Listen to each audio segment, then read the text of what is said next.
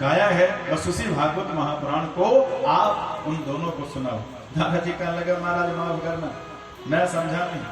आप कह रहे हो कि मैं उनको भागवत सुनाऊं, अब भागवत कहां से निकली? कहने लगे वेदों से। तो मैंने तो उनको वेद पढ़ करके सुनाई। जब वेदों से फर्क ना पड़ा तो भागवत से कैसे फर्क पड़ेगा? सनत कुमारों ने कहा महाराज एक बात पूछें? हाँ पूछो, घी कहां से निकलता है? कहने लगे जी दूध से। अब बताओ, जो काम घी कर सकता है क्या वो दूध कर सकता है? आप देसी घी में पूड़ियां तल रहे हो और देसी घी खत्म हो जाए और आप कहो घी खत्म हो गया और कोई कहे कोई बात नहीं दूध डाल लो, तो क्या दूध में पूड़ी निकलेगी? हालांकि घी जो है वो दूध से निकलता है, पर जो काम घी कर सकता है वो दूध नहीं कर सकता है। भैया भागवत जो है वो वेदों से ही निकली है, पर वेद वृक्ष है और भागवत उस वेद रूपी वृक्ष का फल है। और भैया जो स्वाद रस फल में होता है वो पेड़ में नहीं होता। क्या होता है? आपका मन करे आम खाने का, बच्चा जिद करे कि आम खाना है, मुझे आम खाना है, और कोई कहे कोई बात नहीं, आम का पत्ता तोड़ करके खिला दो, आम की टहनी तोड़ करके, डाली तोड़ करके खिला दो, तो क्या बच्चे का मन भर जाएगा? जो स्वाद फल में होता है वो वृक्ष में नहीं होता भैया। इसलिए ऐसा करो कि भागवत सुनाओ जाकर के हम लोगों को। नारद जी कहने लगे महाराज लेकिन एक बात कहूं, हाँ आप कह रहे हो कि भागवत, सनक आदि ऋषियों ने कहा कि देखो संसार में जो द्रव्य यज्ञ योग यज्ञ स्वाध्याय ज्ञान इत्यादि हैं वे कर्म को सूचित करने वाले हैं, लेकिन ज्ञानियों ने ज्ञान यज्ञ को ही सत्कर्म कहा है। ये भागवत जो है इसको ज्ञान यज्ञ कहकर भी पुकारा जाता है। क्योंकि देखो भैया जब हम अपने घर में कोई यज्ञ करते, जैसे मान लो कोई जग प्रसाद कर 100 200 500 1000 आदमी को खाना खिलाया और हमने खाना खिला दिया, सब खा खा करके चले गए, अब बताओ उसका असर कितने दिन रहेगा? जो आपने उनको भोजन करवाया, बढ़िया बढ़िया खिलाया, कितनी देर तक असर रहेगा? जब तक उनको दोबारा भूख न लग पड़े। लेकिन ज्ञान यज्ञ जो है, अगर जिस प्रकार से आप यहाँ पर कथा सुन रहे हो, बैठे हो, ये कई सालों तक, मतलब जब तक जिंदा हो रहोगे तब तक ये बातें जो है वो हमारे हृदय को, हमारे मन को संतुष्ट करेंगे। तो सबसे बड़ा होता है ये ज्ञान यज्ञ भैया। इसलिए भागवत की सेवा करो।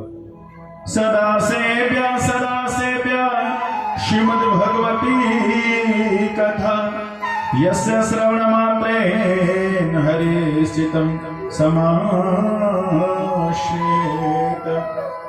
महाराज कोशिश करिए कि भागवत कथा का सदा सेवन करते, निरंतर भाव से कथा सुनते रहो। कथा सुनने की इच्छा भी हो जाए ना, तभी भगवान आकर के मन मंदिर में बैठ जाते हैं। इसलिए उनको कथा सुनाओ। सनत कुमार कहने लगे महाराज आप कथा सुनाओ उनको। नारद जी कहने लगे महाराज कथा कौन सुनाएगा? अब कथा के लिए तो वक्ता लाना पड़ेगा, अब वक्ता तो दक्षिणा लेगा, और हम ठहरे पकड़ फकीर आदमी, हमारे पास तो कोटी कौड़ी। कहने लगे कोई बात नहीं, कथा हम सुनाएंगे। क्यों? क्योंकि हमारा तो जीवन ही कथा सुनाना है। कथा मात्र एक जीवनम, हमारे जीवन का लक्ष्य ही कथा सुनाना और कथा सुनना है। ये चारों भाई ऐसा ही करते हैं, 3 भाई श्रोता और 1 भाई वक्ता। और जब सुनाते सुनाते एक थक जाता है ना, तो अगला वक्ता बन जाता है और अगले 3 श्रोता बन जाते हैं और भगवान के भजन में ही खुश रहते हैं। एक बार आपको सुनाऊं क्या हुआ कि ये चारों भाई बैठे थे भजन करने के लिए, तो भगवान शंकर मां पार्वती के साथ जा रहे थे। तो भगवान शंकर जी ने देखा कि आंखें बंद करके चारों कथा सुन रहे हैं, एक सुना रहे हैं। तो भगवान शंकर जी वहां से निकल पड़े। तो पार्वती मां को लगा कि भैया देखो तो लोकेश्वर महादेव यहां से निकले और इन्होंने प्रणाम तक नहीं किया। इनको प्रणाम करना चाहिए था, इन्होंने अपमान किया इनका। और पार्वती मां को गुस्सा आ गया। श्रीमान जी अपनी पदवी का अभिमान करे ना करे, श्रीमती जी कर लेती है। भगवान के घर डाल लेती। श्रीमान जी तो कोई सूबेदार कहे ना कहे, पर सूबेदार ने ना कहा ना तो पंगा बढ़ेगा भैया। मास्टर जी को कोई मास्टर कहे ना कहे, ना टेंशन, मास्टरानी ना कहा तो फिर बात बिगड़ेगी भैया। यहाँ पर पार्वती मैया को थोड़ा सा आ गया कि इन्होंने प्रणाम नहीं किया मेरे भोले को। तो उसी समय पार्वती मां ने चारों को श्राप दे दिया कि तुम ऊंट बन जाओ, तुम ऊंट बन जाओ। भगवान शंकर तो सब देख रहे थे, मंद मंद मुस्कुराते हुए कैलाश पर्वत पर पहुंच गए और भगवान कहने लगे पार्वती तुमने ठीक नहीं किया, उन संतों को श्राप नहीं देना चाहिए था। प्रभु कमाल है, आपको प्रणाम नहीं किया, उन्होंने आपका अपमान किया है। भगवान कहने लगे तुम्हें क्या लगता है श्राप देने के बाद वो दुखी होंगे? कहने लगे हाँ प्रभु मैंने उनको पशु बना दिया।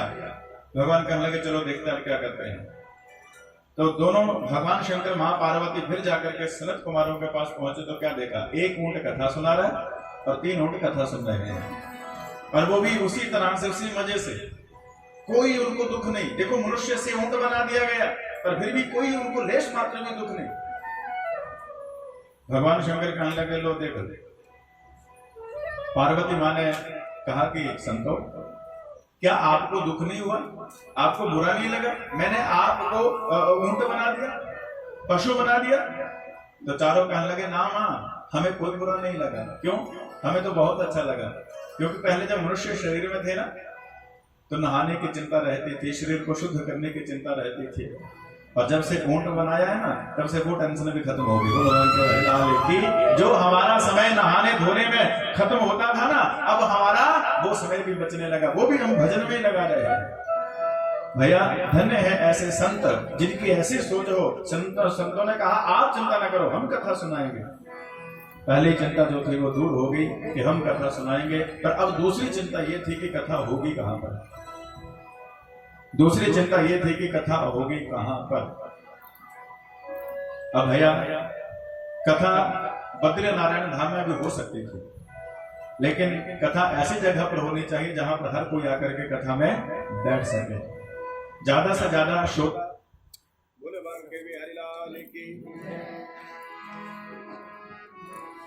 ज्यादा से ज्यादा श्रोता जो है वो कथा में पहुंचने चाहिए। जितने ज्यादा से ज्यादा श्रोता कथा सुनेंगे समझ लीजिए उतना ही पुण्य प्राप्त होता है। जितना प्रचार प्रसार जो है वो कथा का कर सबको करना चाहिए।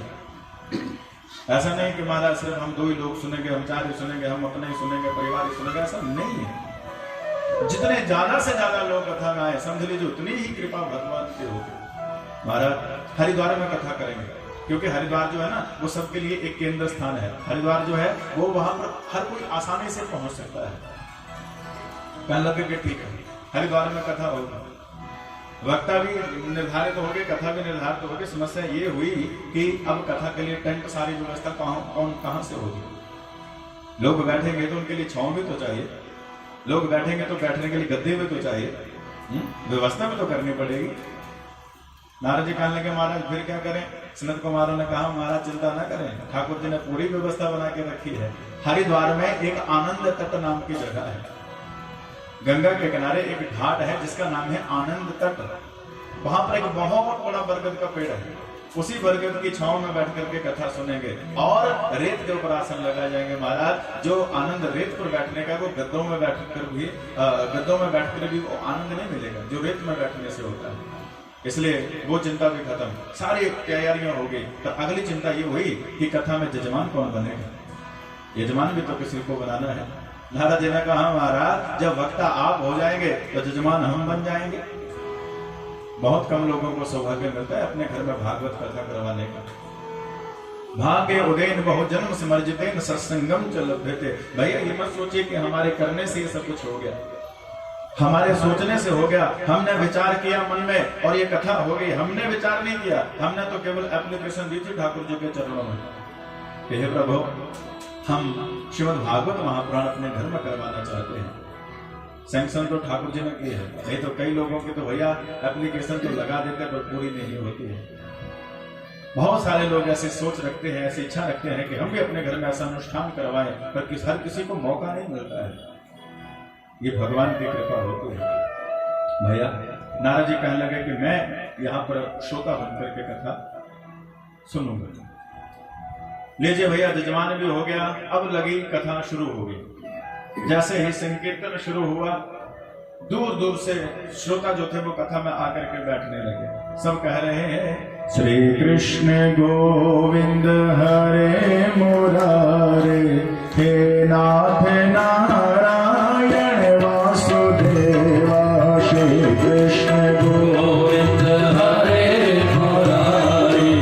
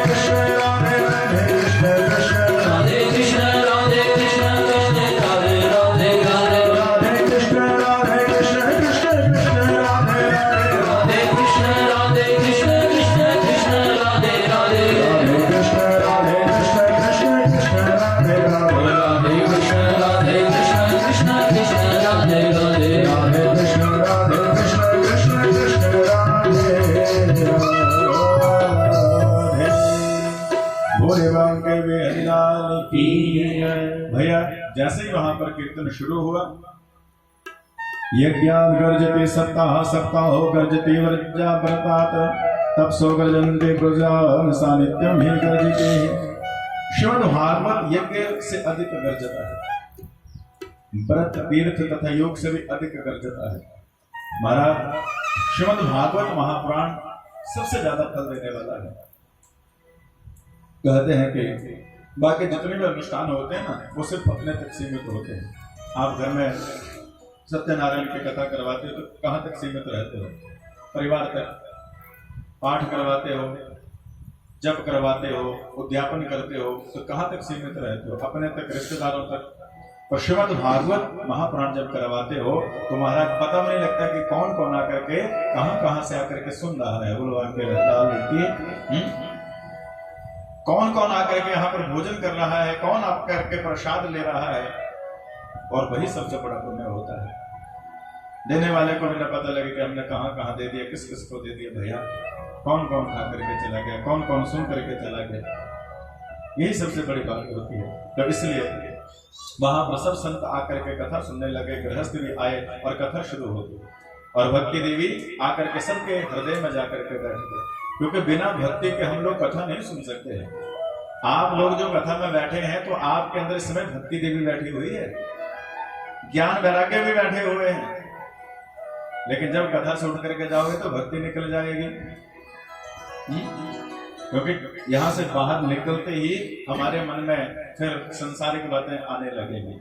फलाना ऐसा, फलानी ऐसी, वो ऐसे करता है, वो ऐसे बोलता है, उसका स्वभाव ऐसा है, उसकी सोच ऐसी है, वो गंदा है, वो अच्छा है, वो बुरा है, बस फिर ये चल पड़ेगा सब कुछ। कथा की तो बात गई।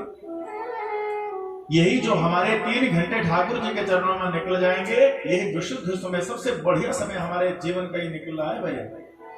रोज के 3 घंटे और 7 दिन में 21 घंटे ये हमारे सबसे अच्छे निकलेंगे, क्योंकि इन 3 घंटों में न आप किसी की बुराई करोगे, न किसी की निंदा सुनोगे, और न किसी के बारे में बुरा बोलोगे। कि बोलोगे बैठे बैठे गाली देने का मन कर रहा है किसी को?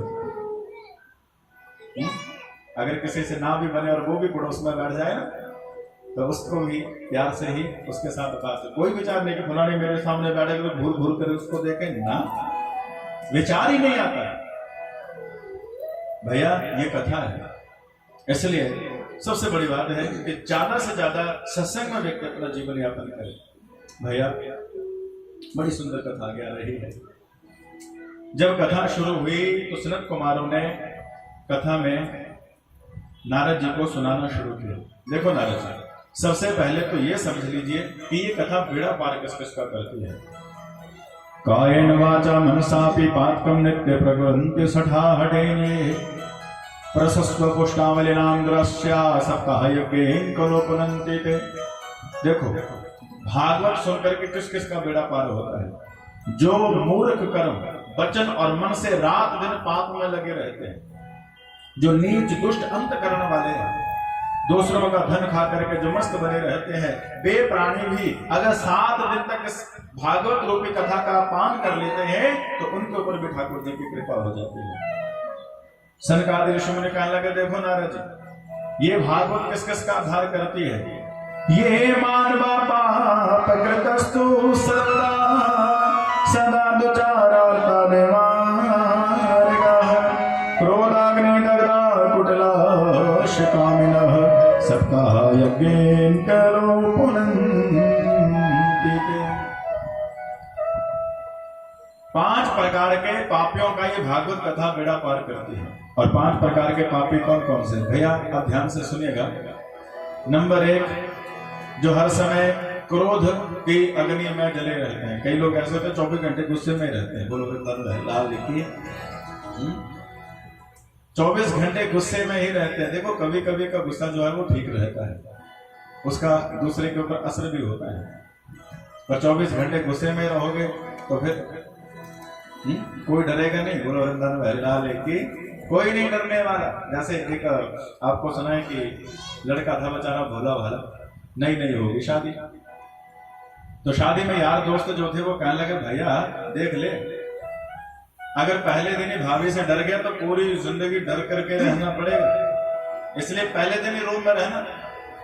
अगर पहले दिन ही उसको अपने रोब में रख लिया तो पूरी जिंदगी ऐश करेगा तू। कहने लगा भाई पर मैं रोब में कैसे रहूं? तो यार दोस्तों ने सलाह देना, जो भी काम बताना ना रोब से बताना, मेरा फला काम कर दे फिर नहीं तो देख लेना। अब भैया उन्होंने बता दिया। भोला भाला बेचारा, आज शादी हुई थी, अगले दिन सुबह उठा तो घर वाले को पता क्या बोलता, अब जल्दी जल्दी से उठ के चाय बना नहीं तो देख लेना। ओ महाराज घर वाली तो फटाफट उठी, सीधी रसोई घर में और 1 मिनट में चाय बना करके ले आई। हे परमात्मा तो बड़े गुस्से वाले निकले, बड़े रोग में हैं। अब कोई भी काम करे जल्दी खाना बना नहीं तो देख लेना, बार बार देख लेना देख लेना। महाराज बेचारी महीने के बाद अपने मायके गई तो कांटे की तरह सूखी हुई, न चेहरे पर वो बहले जैसा नूर। अब सहेलियां उसकी सारी कहने लगी, अरे जब गई थी तो गुलाब के फूल की तरह आई तो मुरझाई हुई, क्या बात है? सास तो अच्छी है। नहीं सास अच्छी है पर वो बड़े गुस्से वाले हैं, बात बात पर रोक रोक में डांटते, हर बात में कहते जल्दी से कर, नहीं तो देख लेना नहीं तो देख लेना। एक सहेली ने कहा तो पूछ ही लेना कि क्या दिखाओगे। कभी पूछा नहीं, कहने लगे नहीं पूछा तो नहीं, तो अब की जाएगी तो पूछ ला। सहेलियों ने भी ट्रेनिंग देके भेज दिया, क्योंकि आजकल ट्रेनिंग देने वाले बड़े हैं। बोलो अपना दिमाग तो किसी का चलता नहीं, अपना घर कैसे चलाना है, किस प्रकार से चलाना है, ये अपना दिमाग नहीं चलता। पड़ोसियों से पूछ रहे हैं, सहेलियों से पूछ रहे, रिश्तेदारों से पूछ रहे हमें क्या करना चाहिए, और वो चाबी भर रहे। अपना दिमाग चलाओ भैया, कैसे चलाना है। तो अब उसकी सहेलियों ने भी चाबी भरी तो आई वापस ससुराल, और घर वाले ने कहा जल्दी से पानी गर्म कर दे नहीं तो देख लेना। उसने कहा क्या दिखाओगे? कहने लगा नहीं कुछ नहीं, खुद ही कर लूंगा।